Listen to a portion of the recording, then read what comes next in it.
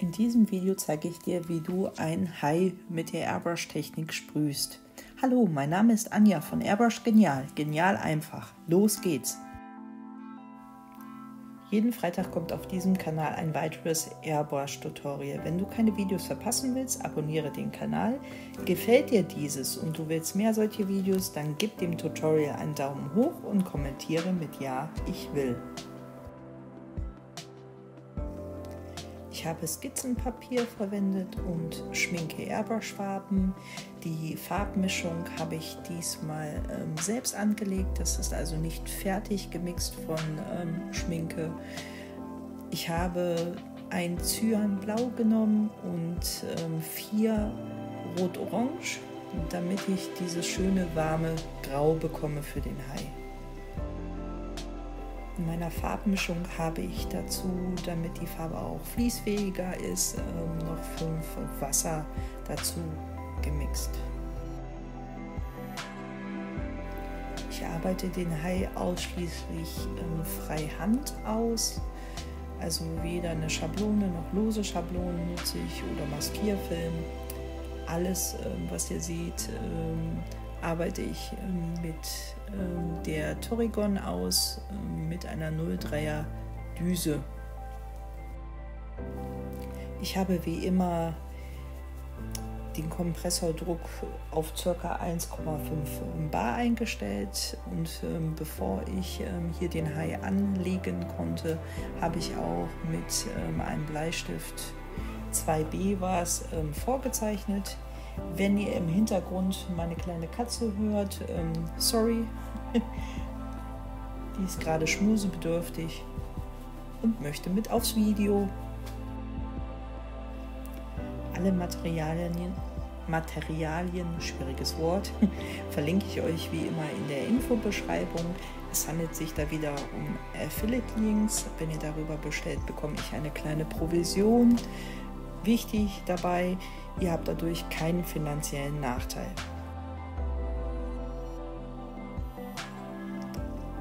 Beim Hai achte ich darauf, dass ich dort mit einem Verlauf arbeite.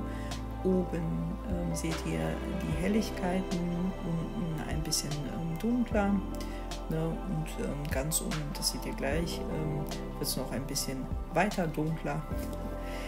Ja, ich gehe hier näher ran beim Auge und überall da, wo es besonders dunkel sein soll oder eher Linien es sein sollen, gehe ich immer sehr dicht zum Maluntergrund mit der Airbrush-Pistole dran.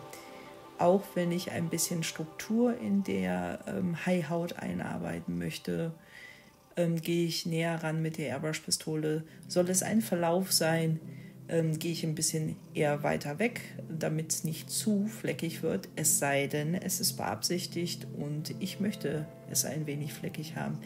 Da die Haihaut ein bisschen uneben ist, ne, und ja, der meistens nicht so aussieht wie aus dem Ei gepellt, gehe ich da auch schon ein bisschen näher ran, wie ihr seht, und arbeite da mit dem Verlauf der Kiemen quasi die Hautstruktur des Hais aus. Oben sind dann auch noch ein paar Reflexionen von dem Wasser. Die arbeite ich auch dann ein bisschen aus. Genau, die Nasenpartie.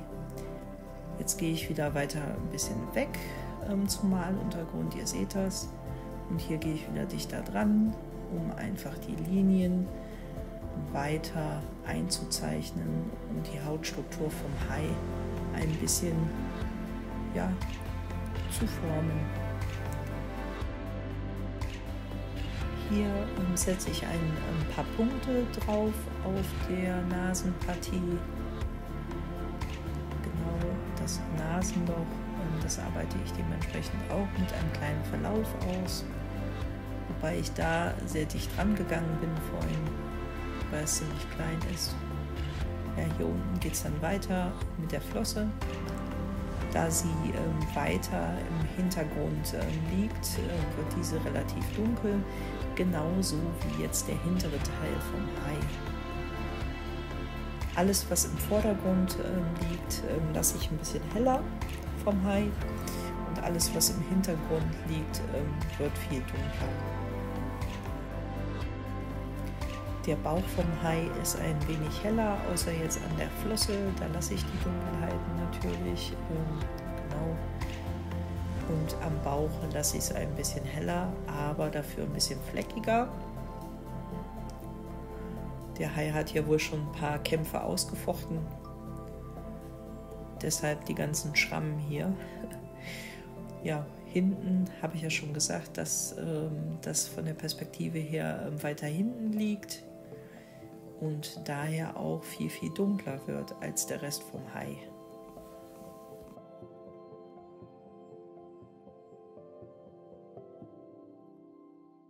Wenn es am Anfang noch nicht klappt, mit der Airbrush-Pistole so dicht an den Maluntergrund dran zu gehen und es viele Spinnenbeinchen gibt, das braucht ein bisschen Geduld. Also bei mir hat es auch ein bisschen länger gedauert, ja, bis ihr wirklich ganz dicht am Maluntergrund arbeiten könnt, ohne dass es jetzt ein Spinnenbeinchen gibt. Also einfach fleißig weitermachen und üben. Das ist auf jeden Fall normal, dass das nicht sofort klappt. Und außerdem sind 3 Faktoren wichtig. Die Farbe muss richtig eingestellt sein, der Kompressordruck darf nicht zu niedrig oder zu hoch eingestellt sein.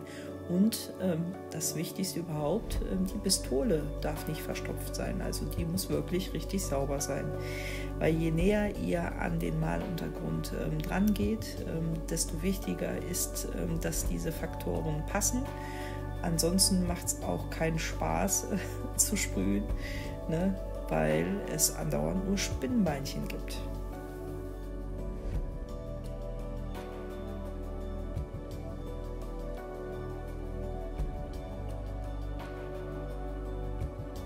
Ja, das Maul jetzt vom Hai, das wird die dunkelste Stelle im Vordergrund sein.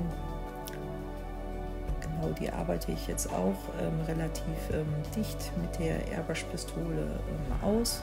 Ah, hier seht ihr auch, sind auch ein paar Spinnenbeinchen von mir. Wenn ich zwischendurch mit der Pistole einmal aus dem, oder jetzt, wie gerade jetzt, aus dem Bild verschwinde, mache ich immer die Airbrush-Pistole sauber, also die Nadel quasi von der Airbrush-Pistole sauber, damit ich auch ein besseres Spritzergebnis habe und die auch gut spritzt.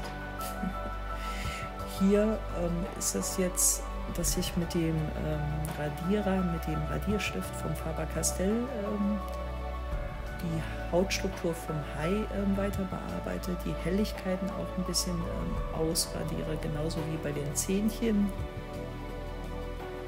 Genau, Zähnchen sind gut, ne? Ich möchte mich nicht mit dem anlegen. Genau. Und hier die Schrammen, die der Hai schon in manchem Gefecht bekommen hat, die arbeite ich jetzt hier auch dementsprechend aus. Hier ist es auch so, dass ich auch ein bisschen Sprühnebel habe. Den radiere ich jetzt auch aus. An den Kiemen habe ich mit einem kleinen Verlauf gearbeitet, wie ihr sehen könnt. Links ist es die größte Helligkeit und rechts dann eher dunkler. So kommt der 3D-Effekt schön raus.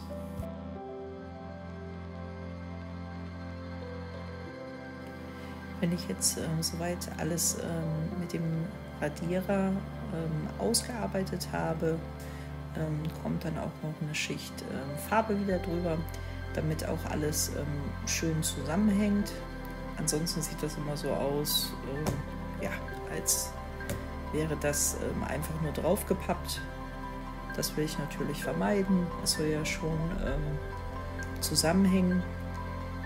Ja. Und bis jetzt gefällt mir das Ergebnis schön, schon ganz gut. Schreibt mir mal in den Kommentaren, wie es euch gefällt und ob ihr aus dem Tutorial natürlich auch was mitnehmen konntet. Ich freue mich immer über eine Rückmeldung von euch Und danke schon mal für die Kommentare vom letzten Mal. Das freut mich immer besonders, weil der Kanal soll ja hier auch aktiv sein, also sprich nicht nur ich, sondern ihr natürlich auch. Dafür ist der Kanal ja da, dass ihr auch möglichst die Tutorials umsetzt, wenn ihr darauf Lust habt natürlich. Und ich würde mich freuen, wenn ihr dazu mal Rückmeldung gebt, ob euch das überhaupt was bringt hier, was ich euch erzähle. Ja, jetzt geht es auch schon dem Ende nah vom Video. Ich hoffe, es hat euch gefallen. Ich freue mich auf eure Rückmeldung.